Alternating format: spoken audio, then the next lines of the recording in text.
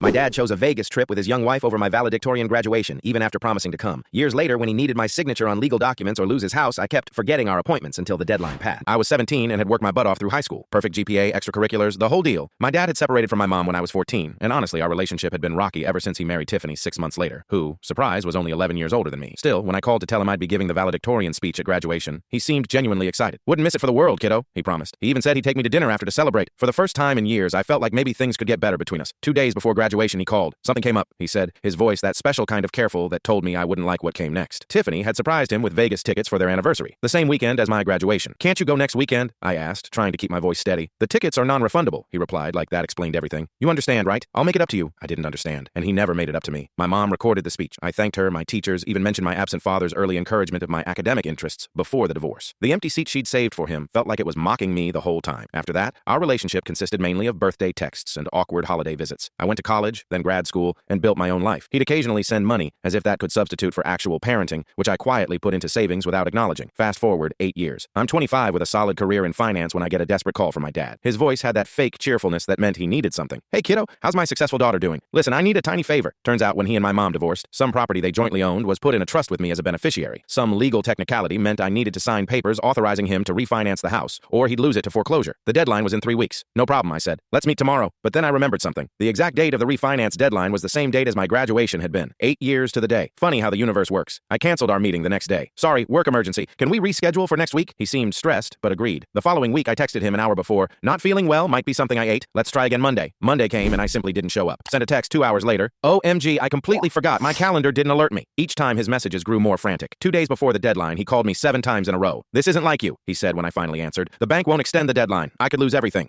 That's awful, I replied. I know how it feels when something important happens and the person who should be there for you doesn't show up. Silence on the line. I could almost hear the moment it clicked for him. Is this about your graduation? His voice was suddenly small. Graduation? Oh, that was years ago. Water under the bridge, I said with fake brightness. Let's meet tomorrow, 3 p.m. sharp. The next day, the final day before his deadline, I texted at 2:45. Running late. Be there by 4. At 4:15. Traffic is horrible. Maybe another 30 minutes. At 5:30, when I knew the bank would be closed. Dad, I'm so sorry. My car broke down. I should have left earlier. Is there any way they'll give an extension? They wouldn't, of course. He lost the house. He called me, alternating between rage and begging. How could you do this to me? This was my home. Things come up, I replied. Sometimes you have to prioritize. You understand, right? That was 2 years ago. He lives in a small apartment now, and Tiffany left him 6 months after the foreclosure.